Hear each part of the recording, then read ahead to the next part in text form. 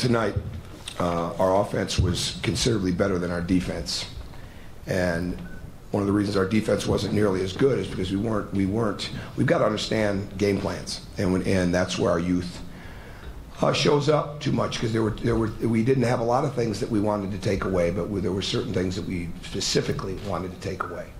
And then there were certain actions and stepping up on penetration and things like that. That is a team that came in here with fearlessness, and they've improved a lot in a week. And they shot the ball better than what they had. But we've got to continue to grow and learn how to take away what we're trying to take away. It doesn't matter what defense we're in.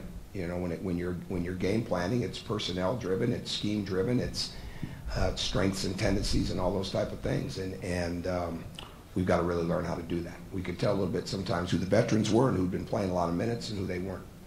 But bottom line is, at the end of the game, we found a way to continue to make the plays that we needed to make, and we managed the game, managed the clock pretty well at the end of the game. Somewhere down the road, the experience again of being able to run your offense and at the same time be able to attack out of it in the shot clock. This is where it already helped us. Texas Southern, we started to do it late in the game, and it helped us certainly the other night on Thursday, and it helped us tonight. So the more I watch this team, the more I think we may have quite a few close games. And so every part of that experience is better. But we've got a short period of time to improve, because the team we're playing on Monday night, Eastern Washington, maybe not a household name program and of players, but their three-point shooting is as good as any non-conference. We were talking about this yesterday as a staff. I don't know of a non-conference team we brought in here that shoots the ball this way as part of this Hoosier Classic, and I would liken their shooting to what you deal with when you're dealing with Wisconsin and Michigan, and to the point where almost everybody on the court, 4 or 5 guys, can shoot three and shoot it at will. They made 11 threes tonight in a 9-point loss at SMU. And I'm not surprised at all, and I think SMU is really good. But I think Eastern Washington is going to be a very tough test for us, because we're going to have to play differently than we played tonight. Tonight was more about penetration. That night's going to be more about three-point shooting.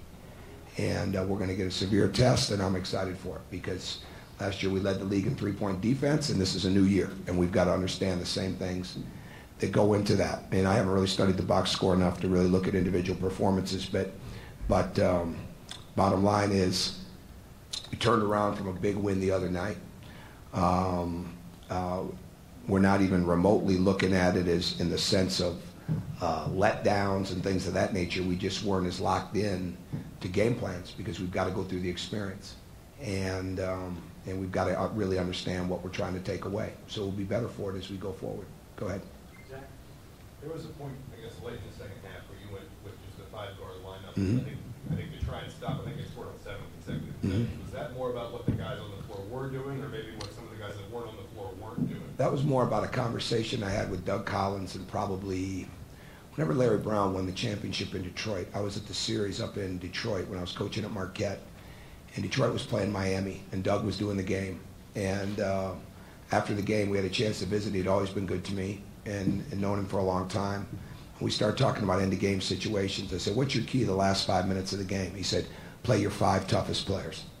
He said, don't worry about position, don't worry about egos, play your 5 toughest players.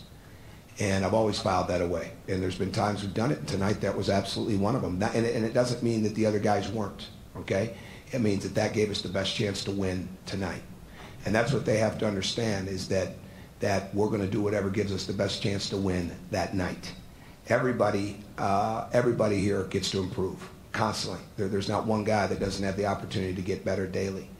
But when it's time to win the game, it's time to win the game. And I don't think we're a team right now that can worry about positions and sizes.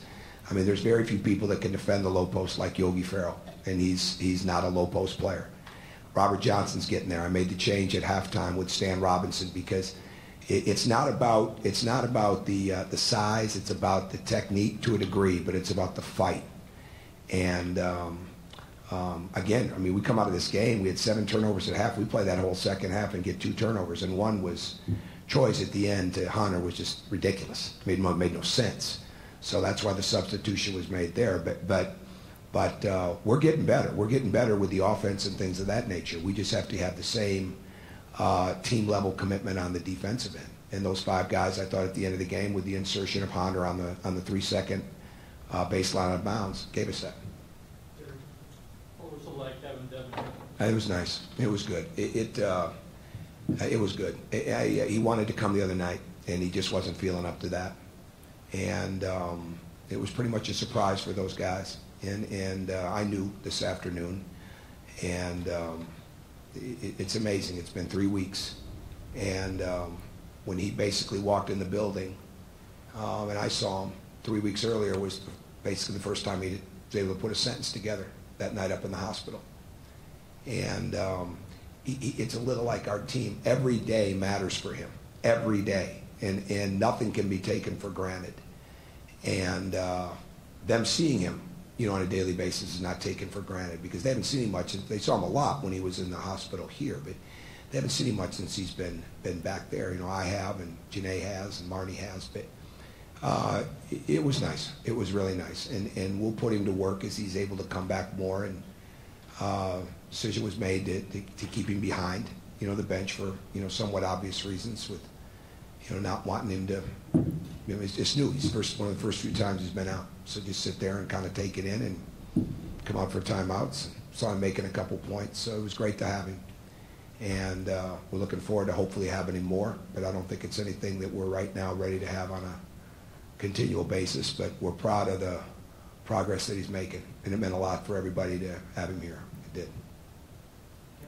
You whistled for 12 fouls tonight. The last 2 games you kept people off the free throw line. What's been the biggest key tonight was keeping them off the free throw line. So that was, when you really look at the 3 or 4 key things that we have for these games, that was number 1 to us, because they were averaging 30 free throw attempts in the game.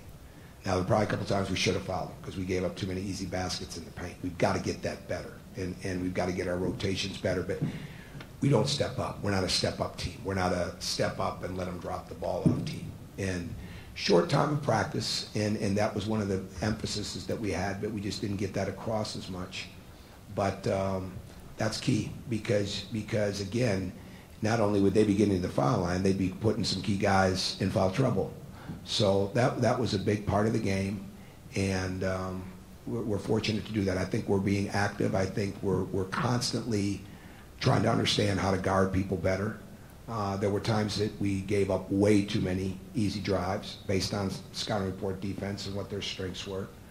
But at least we didn't bail it out very much with a foul. So awareness, I think like always, it helps when we bring referees into practice. And they take it obviously a little bit more serious than when the coach is blowing the whistle. We have some coaches who don't blow the whistle very much. So, but they're learning in that area. So that's going to be key for us. We need to get to the foul line and not put people there. You use both the zone and the man-to-man defense tonight.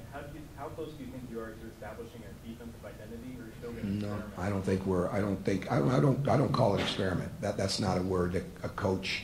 You might experiment in an exhibition game or experiment in a scrimmage. You don't experiment in a game. You move things around, and really we were just trying to get the penetration stop tonight. So we're a different defensive. Everything starts with man principles. Okay, no matter what you're in.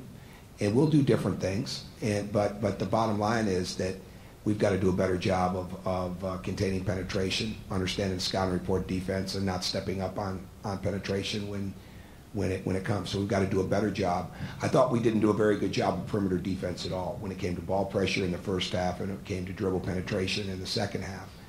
And then we got careless with our step-ups, which gave them too many easy baskets. So that's got to be part of our identity. Defensive transition's got to be part of our identity, and that's got to improve a great deal. So we got a short period of time to get that refocused and re-energized before Monday night, because they get numerous threes in transition, or they've gotten numerous threes in transition, and we're gonna have to take that away. But this group's got good spirit. They want to get better, so I know they'll dive in.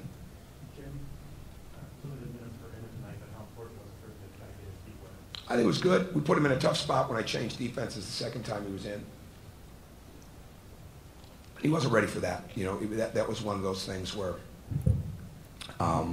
when he just gets down and plays and uses his body, I think that's good. He got a couple of baskets. He gets to the rim. He's got quickness and speed. He's going to be a key guy for us moving forward, especially, without Devin. I mean, Devin covered so much ground defensively for us with his rebounding, and was an excellent guy at position defense and could come off the ball and block shots at his size. And Emmett's got to bring us some of that. So it was good to get him out there, and he needs to become a key contributor for us.